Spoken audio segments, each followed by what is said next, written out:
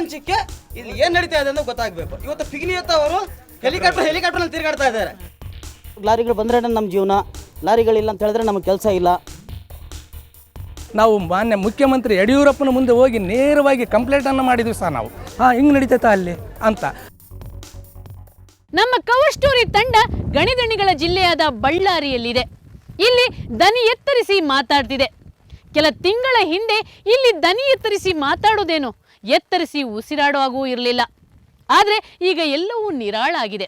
ಕಾರಣ ಸುಪ್ರೀಂ ಕೋರ್ಟ್ನ ಆದೇಶ. ಬಳ್ಳಾರಿ ಜಿಲ್ಲೆಯಲ್ಲಿ ಅಕ್ರಮ ಗಣಿಗಾರಿಕೆ ನಿಲ್ಲಿಸಬೇಕು ಅನ್ನುವಂಥ ಆದೇಶ ಕೊಟ್ಟಿದೆ.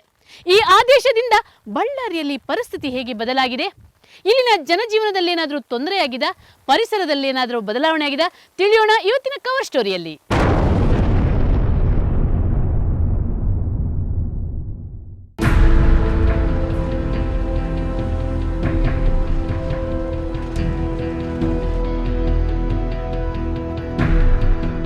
ಗಣಿಗಾರಿಕೆ ನಿಲ್ಲಿಸಿ ಅಂತ ಸುಪ್ರೀಂ ಕೋರ್ಟ್ ರಾಜ್ಯಕ್ಕೆ ಆದೇಶ ನೀಡಿತು.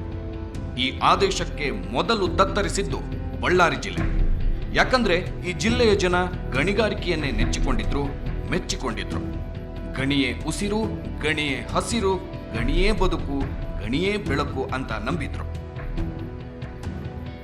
ಜನ ಮಾತ್ರವಲ್ಲ, ಬಳ್ಳಾರಿಯ ಜಿಲ್ಲಾಧಿಕಾರಿ ಕೂಡ ತನ್ನ ನಿಷ್ಠೆ, ಮಾನ, ಮರ್ಯಾದೆ ಎಲ್ಲವನ್ನೂ ಗಣಿಗೆ ಧಾರೆ ಎರೆದಿತ್ತು. ಹಾಗಾಗಿ ಇಲ್ಲಿ ಗಣಿಗಾರಿಕೆ ಅಬ್ಬರಿಸಿತು, ಒಬ್ಬಿರಿಯಿತು. ಕಾಲಿಗೆ ಬಂದವರ ತುಳಿಯಿತು.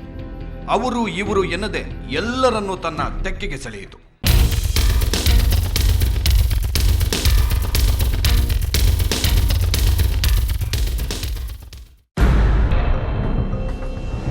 ಭಾರೀ ಯಂತ್ರಗಳು ಜನರನ್ನ ಮರಳು ಮಾಡಿತ್ತು. ಗಣಿಯ ಧೂಳು ಎಲ್ಲರನ್ನೂ ಮಂಕಾಗಿಸಿತ್ತು. ಸತ್ಯ ಮಿಥ್ಯ, ಒಳಿತು ಕೆಡುಕಿನ ನಡುವಿನ ವ್ಯತ್ಯಾಸದ ಗೆರೆಯನ್ನೇ ಅಳಿಸಿ ಹಾಕಿತು. ಹಣದ ಮತ್ತು ಜನರ ನೆತ್ತಿಗೇರಿತ್ತು. ಆದರೆ ಈಗ ಗಣಿಯ ಸದ್ದಡಗಿದೆ. ಎಲ್ಲೆಲ್ಲೂ ಮೌನ ಮನೆ ಮಾಡಿದೆ. ಮೌನದೊಳಗಿನ ಅಸಹನೆ ಅಳುತ್ತಿದೆ. ಮಾಡಲು ಕೆಲಸ ಇಲ್ಲ, ಆಡಲು ಮಾತಿಲ್ಲ, ಕೊಂಡಾಡಲು ದಣಿಗಳೇ ಇಲ್ಲ. ಹೌದು, ಇದು ಕವರ್ ಸ್ಟೋರಿ ತಂಡ ಬಳ್ಳಾರಿಗೆ ಭೇಟಿ ಕೊಟ್ಟಾಗ ಆದ ಸತ್ಯ ದರ್ಶನ.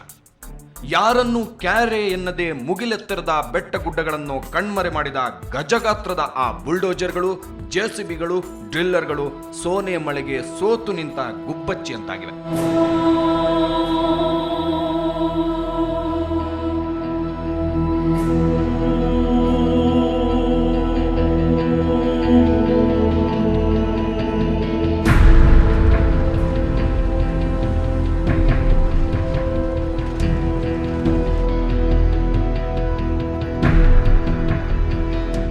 ಬಳ್ಳಾರಿಗೆ ನಾವೇ ಒಡೆಯರು ಅಂತ ಅಬ್ಬರಿಸಿ ಓಡಾಡುತ್ತಿದ್ದ ಲಾರಿಗಳು ಪಾಪಕ್ಕೆ ಪ್ರಾಯಶ್ಚಿತ ಮಾಡುವಂತೆ ಸಾಲಾಗಿ ನಿಂತಿವೆ.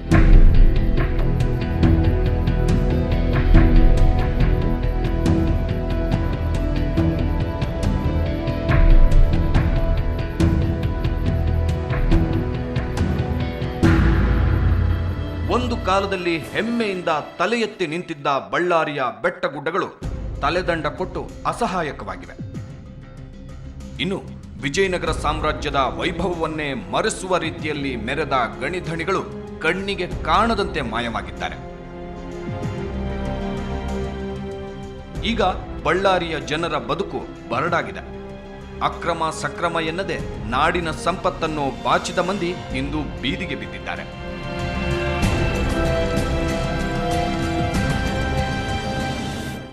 ಎಂಥ ಅಬ್ಬರ, ಎಂಥ ಆರ್ಭಟ!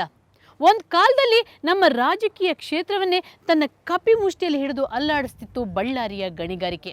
ಆದರೆ ಸುಪ್ರೀಂ ಕೋರ್ಟ್ನ ಒಂದೇ ಒಂದು ಆದೇಶ ಈ ಬಳ್ಳಾರಿಯ ಗಣಿದಣಿಗಳಿಗೆ ಯಾವ ಪರಿಸ್ಥಿತಿ ತಂದುಕೊಡ್ತೋ?